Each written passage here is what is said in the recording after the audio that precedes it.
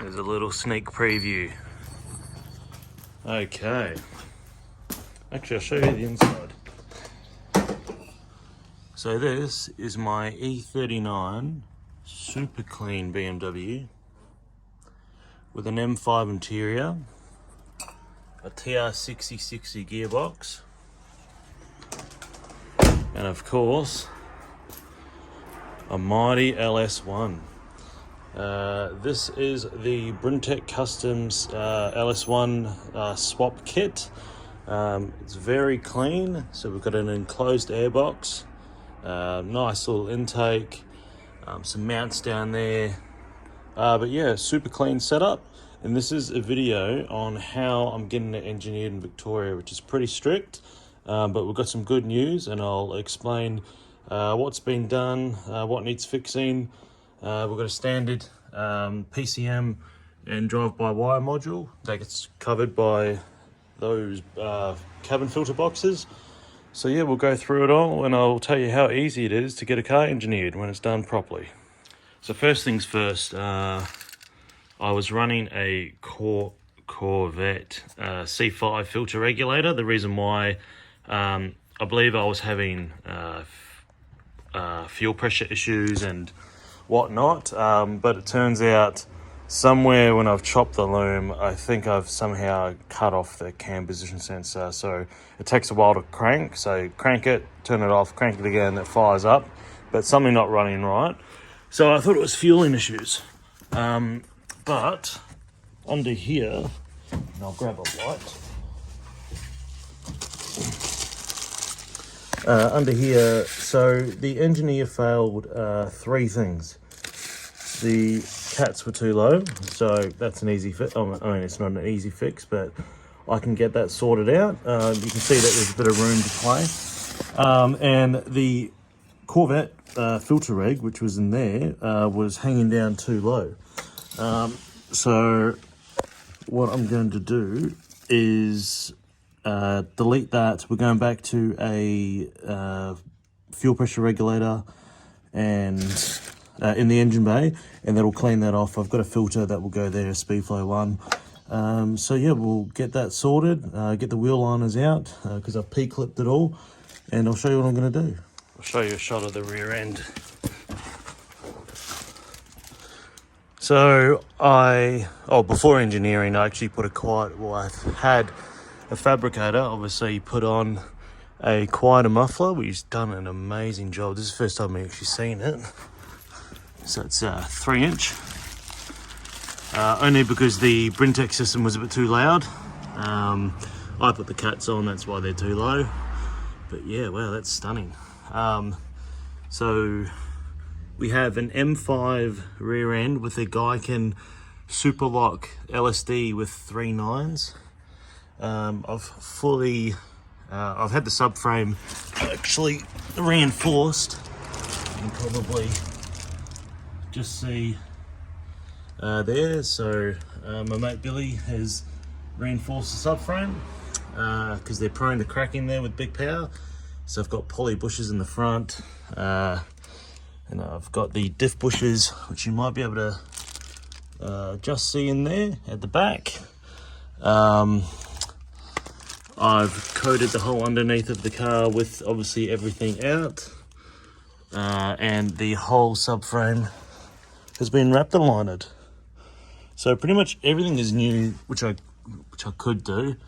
But yeah, we're working on that fuel system down there, so we're just going to keep jacking it up the front. I've got genuine M5 wheels with 275s on the back, so it's pretty fat.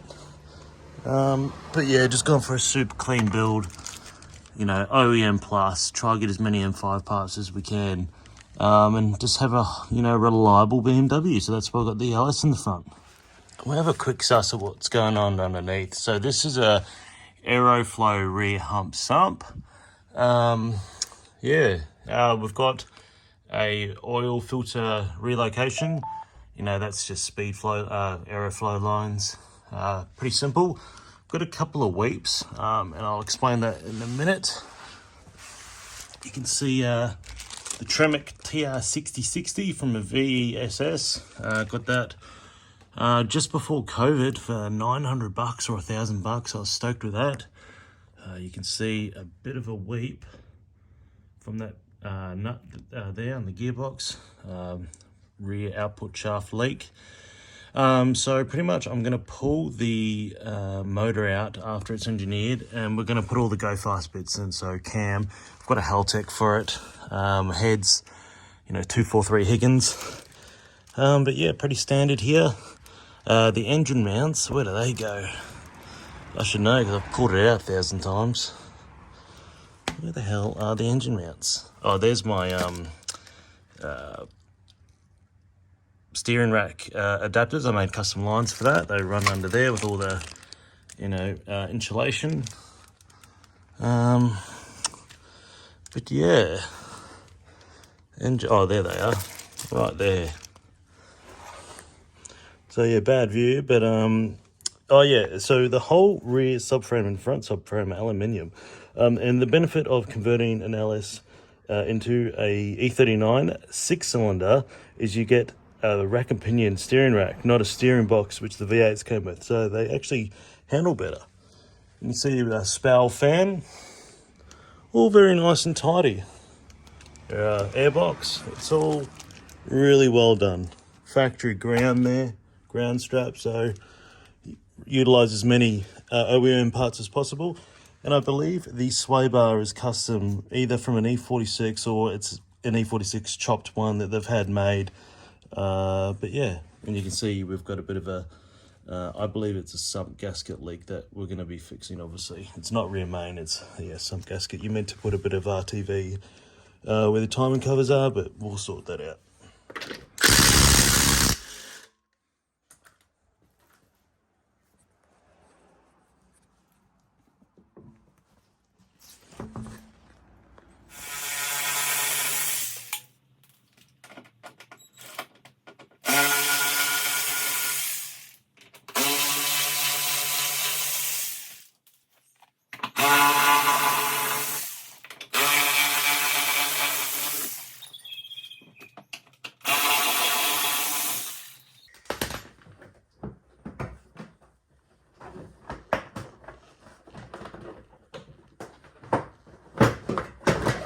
It's nice having a brand new liners because they're flexible.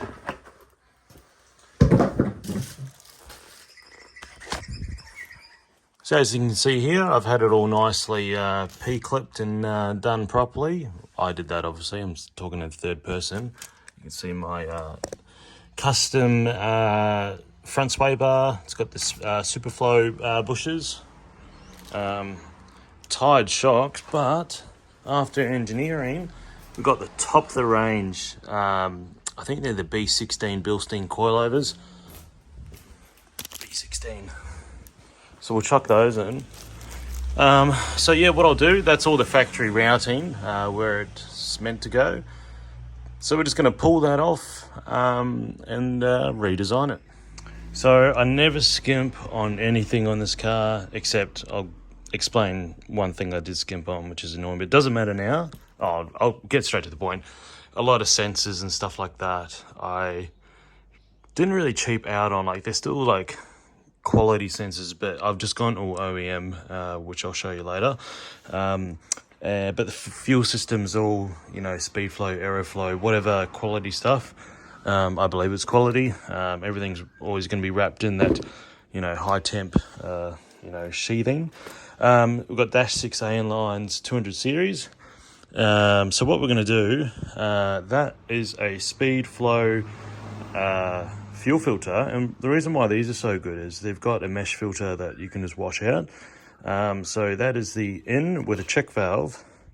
That's going to go there. Essentially, it's going to go like that, but we need to change this line. I actually wanted to put a 45 because it is going to go up. You can see it's had a bit of a bend here, so I think a 45 fitting will be a lot nicer. And then I'm also going to go a 45 out here. Fuel rail is going to go there, and it's going to pretty much dump down like it was here, coming straight down into the wheel well. So let's start mocking it up. So you can see how it's going to work. There's also another check valve there, just made it easy. Why not? So it's pretty much going to sit like, I guess, like that. That's going to go straight down into the hole. and then we have that 45, which is going to also follow down the hole, but that's a lot nicer setup than what I had before. So that's a aeroflow part. I think on a slight angle like that will work. It actually clears everything fine. By the time I butt everything up, you know, it's all sitting there loose, but there's no, nothing's touching, which is nice. I might just have to go slightly like that, but that's absolutely perfect. So the first line we're going to do is we're going to focus on the feed, and then we'll do the return. So we'll pull this one off and get started. So pretty much the easy way to do it. For some reason, I'm using a concrete cutting disc. I don't think it matters, but I'm just going to try it. Use an angle grinder, so tape it up and just cut in between. And I don't have a tripod right now because I didn't plan on filming, so I'm going to do it off camera and show you the result. Yeah, so don't use a concrete cutting, just use a proper metal cutting one, and yeah, it's done a real nice cut, so we'll work with that. So we'll try seat the olive. It's gone on quite nice. And then what the trick is you take it off, put on something flat like that and press it, so we'll do that. We'll seat it, pull the tape off, and I'll show you the next step. Okay, you want to slide that up, just like so. Then you want to grab your hose end, use gearbox oil. I'm just going to cheat and use just a bit of cutting oil, just to lubricate the threads.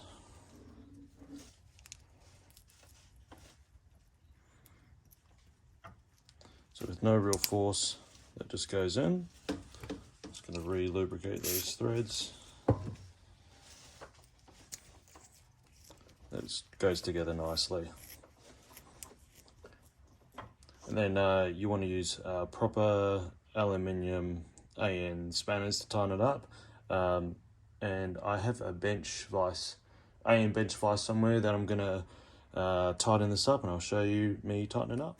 I just remembered I borrowed it off a mate and I had to return it, so we're going a bit ghetto here. They don't have to be super tight.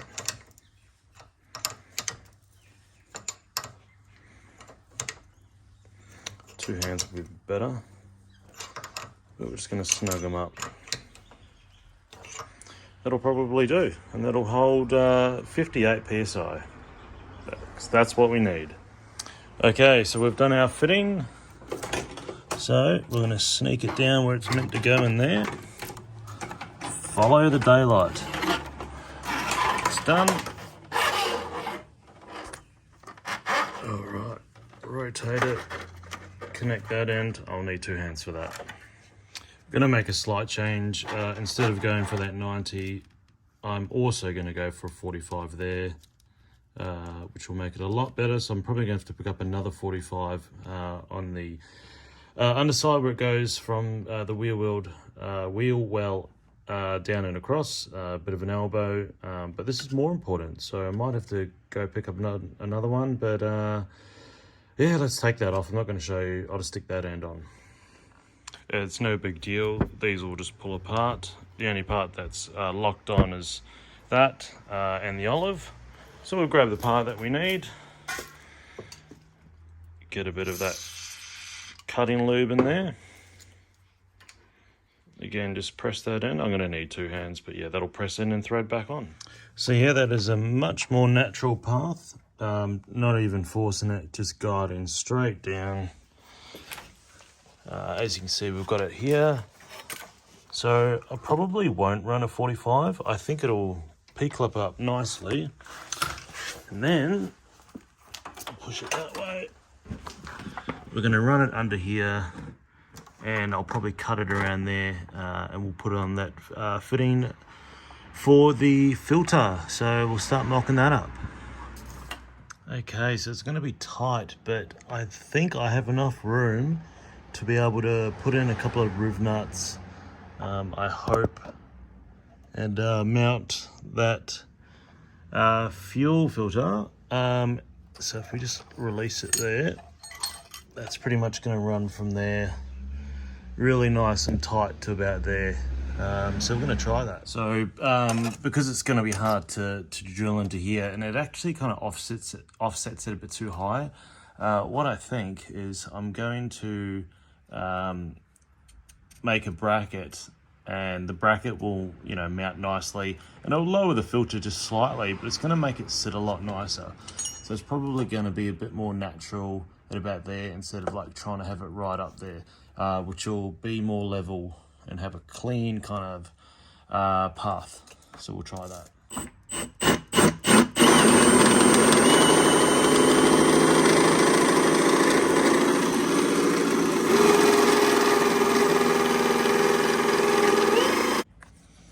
All right, we're in. Need 2 hands.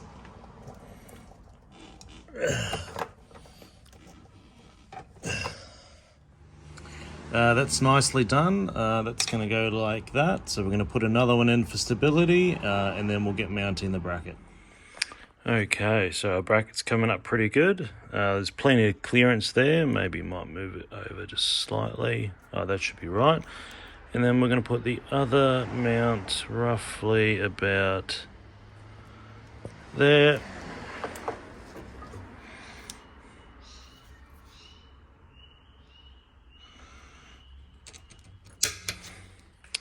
And we'll put a pilot hole in.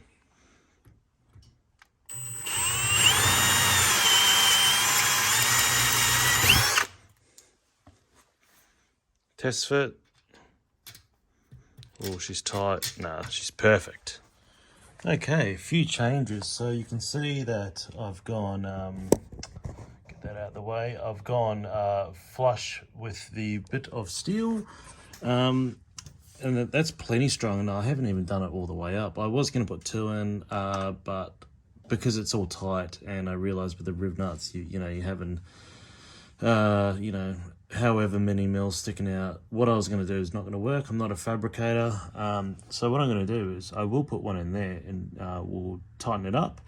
But that's plenty strong, and that's just going to line up absolutely perfectly. So, like, that's not even moving. So, you know, obviously once I clamp that down, so I'm super stoked with that. So yeah, I'll chop that off nice and flush. We'll round the edges, paint it up, and Bob's your uncle. Okay, so the bracket's drying. It's coming up really good. Just mocked up the fuel pressure reg, and the lines are so much better than before. They're really just naturally flowing where they want to go, which is down the hole, which is really good. Perfect clearance, not touching anything. It's not a bad setup actually, because if I did want to take the coil packs off, you know, I just disconnect it from there. Even these lines are easy to pull off, so, but I would just undo it from there and lift it up and out. So we've got the return, which will P-clip. This is just hanging there, just so I know kind of the natural route, and I don't want to have it too tight. I want some kind of flexibility. So yeah, we'll keep going. So other than the engineer saying I have to move the fuel filter, the C5 Corvette filter regulator, the reason why I was using that was for simplicity, and I was, you know, trying to get the perfect fuel pressure. Turns out that wasn't my issue. And the Walbro, no, what have I got? I've got an Aeroflow 340 LPH, which is similar to the Aeromotive pump. I put that in. That's now perfect, but that was overpowering the filter regulator, and apparently it pushes up to like 70 psi. The max you can do is genuine Walbro 255. The reason I couldn't use that, it actually was too tall and it would kink all the lines. That's a standard BMW fuel pump for a 6-cylinder. So what I've learned from this is I probably could have used that. You know, it may have died on the top end trying to chase 300 kilowatts. It probably did, would, so I didn't want to use that. The Walbro couldn't use because it was too tall. I would have liked to use that. But now that I've got the Aeroflow to 340, it's actually E85 compatible.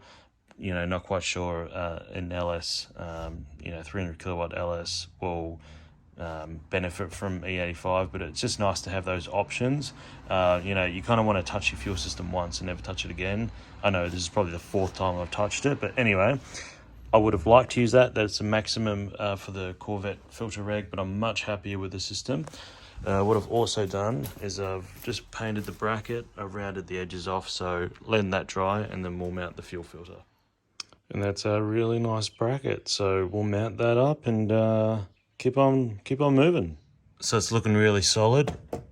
There's no planet. I had to move it slightly across to the right, but that is absolutely perfect. It's all nibbed up to the factory line.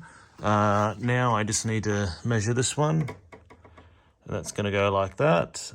It's going to be really just nice and natural. Super stoked with it. So there we have it. That's one line done. So this is the main fuel line for the fuel rail. So that's the fuel rail side there, and that's the filter side. So that's looking schmicko. And that's the return line done. So that's perfect now. So that's all insulated nicely. It's not going anywhere. It's really firm. It clears everything. But yeah, that's a perfect execution on that. And then the lines, I just need a P-clip up, but they all reach correctly. Got to make sure that's my feed, so I'll do that one first. We'll go to the next step. All right, fuel system is complete. Really nice and neat this time. That's just a breather. It's all gonna get hidden. Yeah, really nice, really happy with it. Really clean. So we're gonna test it now for leaks. It always leaks, but I'm pretty certain I've gone over everything. I might just check that back one. But yeah, it should be perfect. All right. I don't hear any leaks.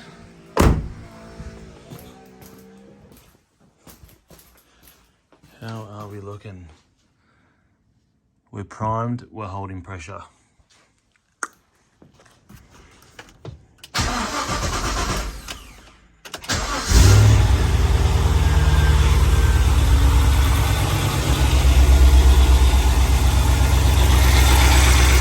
So wind it down a little bit.